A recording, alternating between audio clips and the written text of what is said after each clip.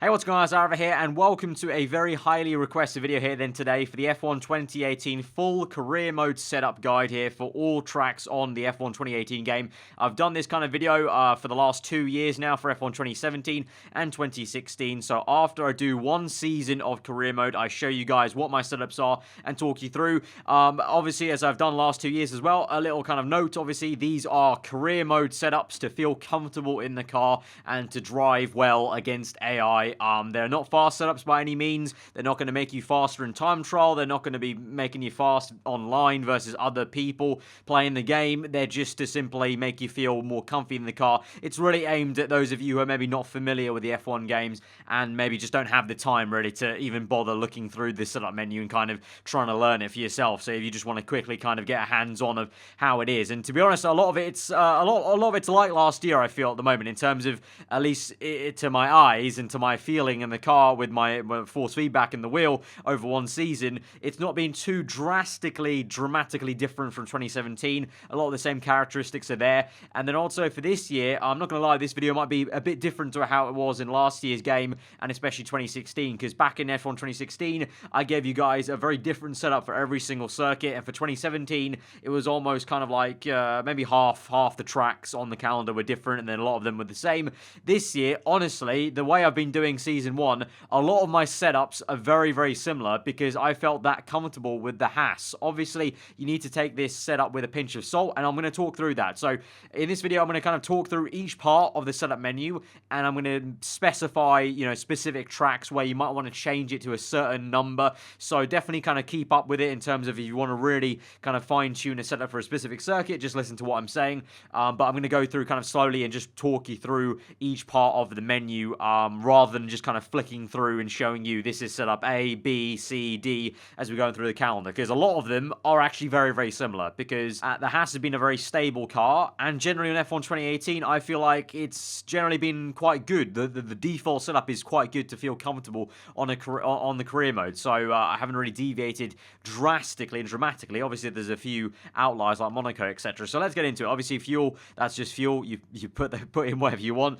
Aerodynamics then. So obviously 6.6 is the default there, and so obviously the lower you go, the less downforce you're putting on. So in a straight line, if you put down the rear wing, you're going to go faster in a straight line. If you put up the front wing, you're going to get more turning. Obviously the rear end's going to step out less if you put the rear wing up, and so generally speaking, you kind of go for the lower wings if you're on a circuit where there's more straights, and you go a little bit higher when there's more corners. For something like Australia in the Haas, because it's a midfield car, I feel like this might be the case for all midfield cars. If I was to choose Renault or McLaren, or I'm trying to think of all the midfield cars, Toro Rosso, I would genuinely probably just go for 7.6, one up on the front wing, keep the rear wing as it is on the base, basically, so you match your teammate on the rear wing, but on the front, you're going to get more turn-in, so you're going to feel more comfortable at higher fuel loads to actually turn the car around Melbourne. But obviously, as you go on through the season, then you start to upgrade the car, you get a few more downforce upgrades on the car, and then generally, I went down maybe to 5.6 or even 5.5,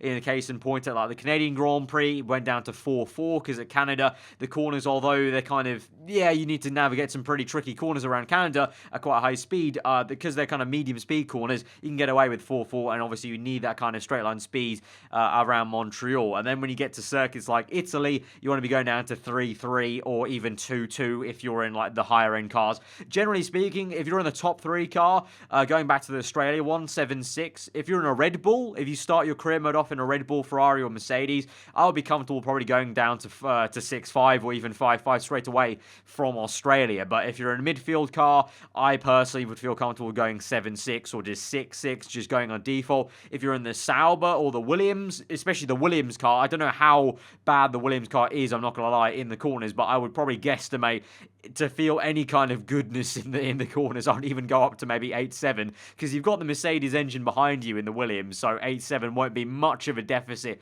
in a straight line at the very start of the career mode. Obviously, you have to make sure you continue doing engine upgrades and upgrades to the chassis and the aero as you go on through the season. And then, of course, you've got the outliers. Like I said, for Italy, you might want to go to 3.3. You go to 2.2, maybe, if you're in a higher end car. Vice versa, when you go to Monaco, in my opinion, obviously, some people might think differently. I just go 11-11. No matter what the car, no matter what the downforce, what upgrades I've got on the car, I just go 11-11. Because in theory, in my opinion, the theory is around Monaco, you just want to gain all the time in every single corner you can. Really, you as a driver do more of a difference than the car ever can. So you just want the maximum downforce your car will give you, and then you make up the time in the corners. How daring you want to be through that apex, you know, grazing the wall or whatnot, a Mirabeau or whatever in the hairpin, and you just try and find the time that way.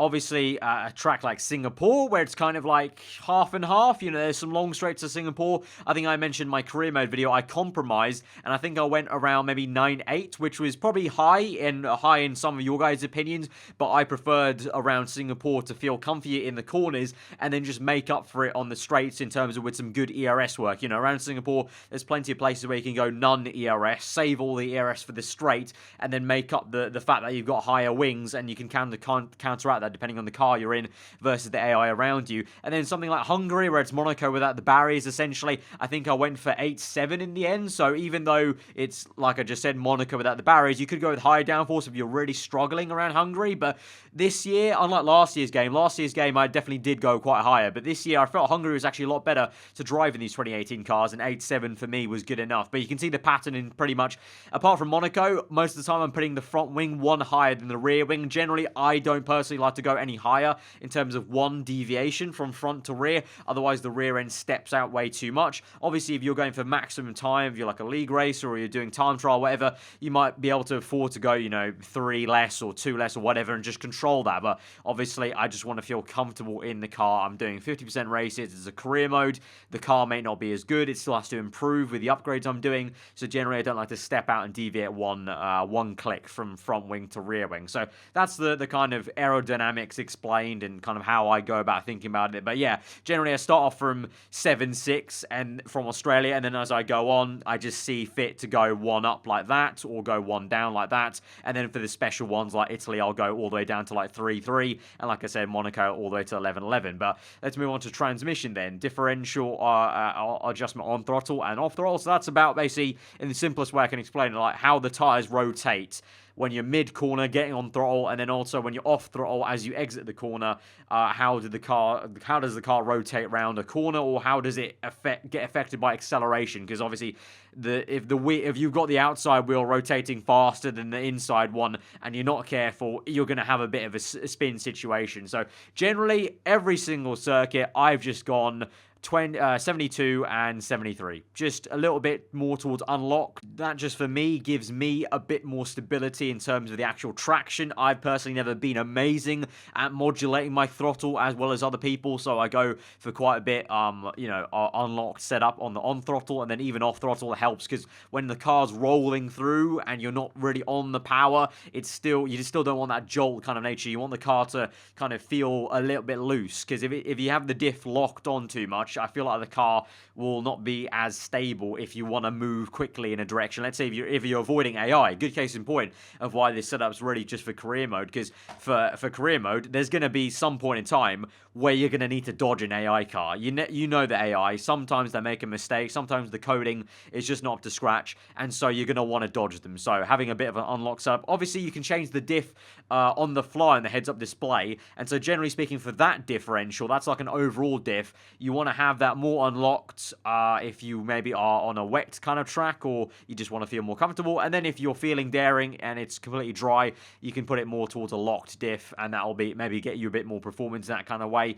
But moving on to suspension then, front camber and front toe. This for me I've been pretty much doing the same as I did in 2017, so bumping up the front camber and the rear camber, not too much though, talking about 2.8 to 1.4. Front toe generally one click to the left like that. So the camber is going to be the way the tire gets angled in towards the front part, the top part of the tire angles in towards the chassis. So as we go up to the maximum, it's actually angling less out. So on the rear, when you put the camber up like that to the right, you're actually getting more traction than on the rear end, because the tires, there's more surface area of the tire actually touching the road rather than actually kind of pivoting out and not touching on the outside. Front way wise, it used to be different on the F1 games. On the old F1 games, you used to go all the way to the minimum, because in theory that would get you the best turn in. But now on 2017, 2018, it's all been about traction, all been about grip, mid corner, out the corners as well. You want to get that power down as fast as you can, and so you want kind of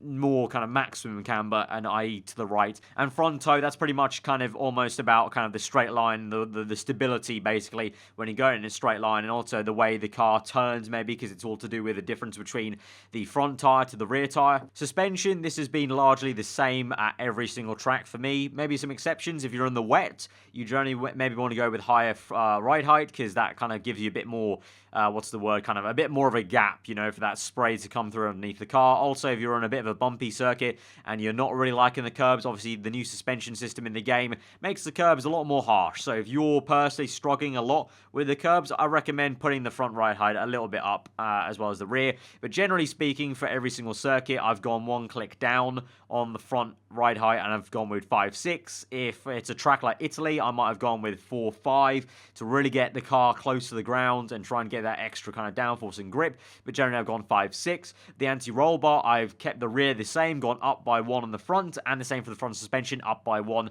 at the front. That's pretty much kind of crossover from how it was in 2017. I don't even know if it really works and makes it any faster, but in terms of comfort levels, I felt good like that. But I'm not going to lie, the suspension for me personally, there's not really much of a difference. You could even go with 666. It's really not that crazy to me in terms of, at least in career mode against AI, it's not really made much of a difference in terms of that extra time. Obviously, it might do, but obviously, like I said, it's all about comfort for me in career mode, not about having the fastest setup out there. So just going for like 7.6. Maybe if it's a, you know, like I said, Italy, or like a more extreme circuit, if you know what I mean, I might go for like 6.5 and then 6.5 there. And then if it's the wet, if you know there's going to be a wet session, then you might want to go with a bit of softer springs. If it's Hungary, actually, I remember Hungary, I think I went with 6.5, a bit softer. And actually, that's the point I was making. If it's more of an extreme circuit, you feel like there's going to be more bumps, or you're just not feeling like you can control the car as best you want, you kind of generally want softer front suspension just so the car absorbs a lot of the curbs. But then if you're feeling in the groove and you think you can drive the car to the max on the limit, pinpoint the racing lines, by all means put the car as a firm suspension. It's going to mean you actually have more grip if you can control it and stay off those curbs and stay off the bumps, and the car doesn't need to absorb those curbings. And the same for anti-roll bar, a bit more roll, so it depends. Like China, I feel like something like that, where it's long swooping corners, I want a bit softer roll bar, because generally speaking, China, also for the tire wear's sake, if it's too firm on the roll bar, you're going to be starting to chew away through your tires. So if you're really struggling for tire wear, I would go with soft anti-roll bars. If you're fine on tire wear, then you can afford to go for firmer, but generally just speaking, if you go firmer, you're going to put more load on the tires through, especially the longer corners, like I said, like China. Brakes, this is pretty simple. I've gone front bias 60 or like 58, kind of in between 60 to 58, and then brake pressure, I generally go from 79 to 80. If you do get to that point in the chassis tree, I should say though, where you do the brake updates for the chassis, where literally on the update on the brake chassis upgrade on the R&D tree, it says you can do higher pressure, then you can afford to maybe play around and go 81, 82, depending on the upgrade you've done. If you've done the ultimate upgrade on the brakes, you can maybe go to 83. Generally speaking though, front bias, I just keep it 59, but that's with my wheel. Obviously, if you're on a pad, I know pad users sometimes have to go a lot more to the rear just to stop the fronts locking if you're going no assist on a controller. But on a wheel, I feel like 59, 58 to 60 is pretty good, and that's kind of the range I don't deviate from. So tire pressure, pretty simple. Obviously, the pressure in the tire kind of negates how the tire is pumped up, essentially. So less pressure in that is going to have that kind of sinking effect on the rubber, where the bottom of the tire is going to kind of droop a little bit on the circuit. Kind of imagine, I think they almost, if you watch Top Gear back in the day, they did a kind of a good showcase of that, and like I think it was like one of the kind of Ice Age challenges where they like took gas out of the tire to make it slump on the ice. Same kind of thing. So you have more surface area on the road with less tire pressure to get that traction down. But if you have higher pressures, it will help also tire heating and stuff like that. But generally, I just go one click down, 22.6, 21.1. Not rocket science. I just keep it like that for every single circuit. And then weight distribution, depends on the circuit. If you feel like you need more turning, then bump it up to 7 or 8, but don't go higher than that, in my opinion, because then the rear starts to step out. Obviously, if you're good at controlling the traction and the throttle and the rear end, you're not getting a lot of oversteer, by all means go higher, but I go generally to 7 or 8 at the most extreme. But really, I've gone for 7 most circuits, and then even a lot of them, I've just gone 6. I've just not needed that extra turning. Unlike 2017, the cars this year turn in a lot more sharply on the front end compared to 2017. 2017 was very understeery, in my opinion, so I always went 7 or 8. For this year's game, the cars turn in really well, especially at least the Haas did. I don't know about lower cars on the grid, but 6 to 7 was good. If you're wanting to go the other way, I've never ever gone the other way to 5, 4, 3, 2, 1, but if you are feeling like there's way too much oversteer in the car, then you want to go the other way. It'll induce understeer on your car and try and negate that effect. But that has been the setup guide then for the career mode. I know for sure it's not exactly going to be what some of you guys wanted it to be, like last year or the year before, where I literally just went through and showed you bang Australia, bang Bahrain, this is China. But this year, I really couldn't make a video like that, honestly, because I would have been showing you almost the same setup for every single circuit near enough. So I thought I'd just kind of explain myself on what I like to do personally for depending on the situation. Obviously, if you didn't really understand something that I kind of said about a certain situation where I'd put a wing up or I'll change a kind of part on the setup, then do let me know in the comments below. Obviously, this video is not really aimed at any of you guys that actually play the F1 game a lot and actually know about the setup menu. It's really just about helping any of you new guys out there who are new to the F1 game, or you know, maybe not new, but you just don't want to faff around with knowing a lot about the setups and you just want a kind of way to feel comfortable in the car. But I'm not going to lie, the default setups have only gotten better and better on the F1 games. Like since all the way back to 2011, 2010, every single year the default setup becomes better and better. And on this year's game, honestly, if I really wanted to, I could play the entire career mode on default setup, and I could pretty have a good time. But obviously, if you want to do better at certain circuits, you have to make that sacrifice, and you go to like 11-11 at Monaco to get that extra downforce. So you go 4-4, 5-5, or 3-3 at Italy to try and get that extra speed, obviously. But you could technically go default every circuit and still feel pretty competitive against the AI, especially your teammate, obviously, which is in the same car, at least in my opinion. But yeah, guys, if you did find that informative and useful for those of you who obviously don't know a lot about this stuff, then hit that like button. Let me know what you thought in the comments below. If you're new here, you can subscribe for weekly Fall-On content, and also a little Easter egg here, because it's not worth an entire video, but for those of you who have been wanting to know my camera settings, here you go, just at the end. So a bit of an Easter egg for those of you who have stayed this long. These are my camera settings on the TV pod.